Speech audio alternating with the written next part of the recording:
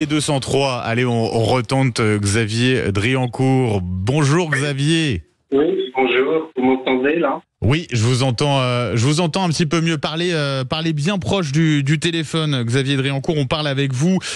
Je le rappelle, vous êtes diplomate, ancien ambassadeur de France à Alger. On parle avec vous de cette situation au Sahara occidental, avec les tensions de nouveau assez vives entre la France et l'Algérie.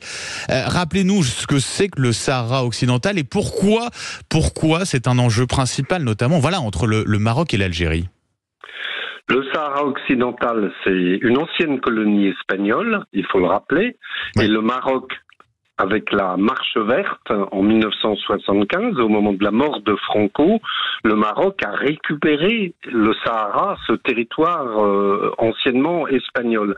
Et l'Algérie, au nom du principe de l'intangibilité des frontières issues de la décolonisation, considère que le Maroc n'a pas à récupérer un territoire qui ne lui appartient pas.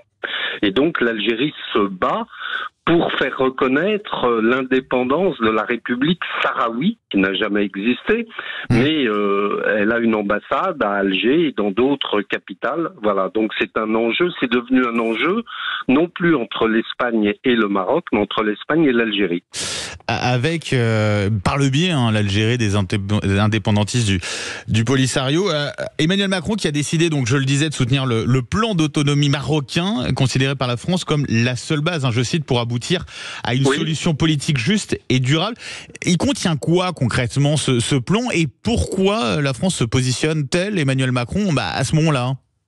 Mais ce qui est important dans la lettre du président de la République, c'est qu'il affirme à 4 reprises des formules qu'on n'avait jamais employées du côté français. C'est-à-dire quand il écrit que le présent et l'avenir du Sahara s'inscrivent dans le cadre de la souveraineté marocaine, quand il parle du plan d'autonomie sous la souveraineté marocaine, que le plan d'autonomie du Maroc est la seule base, alors qu'avant on disait que c'était une des bases possibles d'un règlement du conflit, donc on a changé complètement de pied. Et pourquoi? Pour quelle raison? Pourquoi? Parce que quitte à on se était mettre à dos l'Algérie encore plus, c'est ça aussi la conséquence. Oui, tout à fait, mais avec l'Algérie, je pense que le président de la République constate que finalement tous les efforts qu'il a faits depuis 2017 ne sont pas payés en retour, donc il n'y a rien à attendre de l'Algérie. Et deuxième raison, on était fortement brouillé avec le Maroc, au point, disons, que le roi refusait de prendre le président de la République au téléphone. On était brouillé avec le Maroc et le Maroc a mis comme condition que la France reconnaisse le Sahara occidental comme appartenant au Maroc. Comme l'a fait l'Espagne l'année dernière, comme l'a fait l'Allemagne et comme l'avaient fait les États-Unis il y a 2 ans. Ça veut dire qu'on peut s'orienter, on envisage une fin de ce conflit possible aujourd'hui? Ou pas? On se dit qu'il y a beaucoup de pays qui reconnaissent la marocanité du Sahara, comme on dit, et que donc le Maroc va peut-être réussir à faire passer ce plan, à faire adopter ce plan par beaucoup de pays, et également par l'ONU. Oui, parce que l'ONU, pour l'instant, la position officielle, c'est de dire que ce territoire, il est non autonome, c'est ça? Tout à fait, et l'ONU soutenait le plan d'autonomie marocain qui prévoyait un référendum, mais ce référendum n'a jamais eu lieu. L'Algérie a décidé de rappeler son ambassadeur en France. Est-ce qu'elle peut prendre des sanctions plus lourdes et est-ce qu'elle a intérêt à le faire?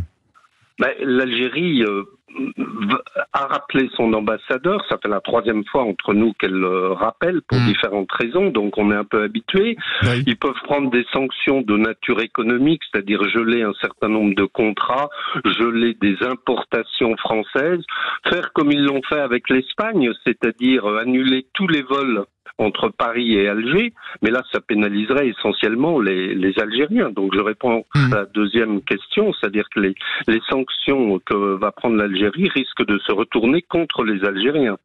Un mot très rapide pour conclure, Xavier Driancourt. En France, on a une forte communauté originaire d'Algérie. Est-ce que ça peut avoir aussi des conséquences en interne ou pas? Non, je ne pense pas. Je ne pense pas. Je ne pense pas. On a aussi une communauté marocaine en France. La communauté algérienne, elle est effectivement très pro Maroc, Maroc autonome, Maroc indépendant, Maroc sahraoui, Sahara sahraoui, pardon. Mais non, je ne pense pas que ça puisse avoir des incidences. Xavier Driancourt, merci d'avoir été avec nous ce matin. Voilà, la troisième était la bonne et c'était important de vous avoir pour comprendre tout cet enjeu. Oh bon, vous inquiétez pas, il n'y a pas de souci. Voilà, vous avez pu nous éclairer un petit peu à ce sujet, même beaucoup. Diplomate, je le rappelle, ambassadeur de France à Alger, c'était entre 2008 et 2012, puis entre 2017 et 2020. Auteur notamment de cet ouvrage Évian face à l'étranger aux éditions du CNRS. Merci, bonne journée à vous. Au revoir.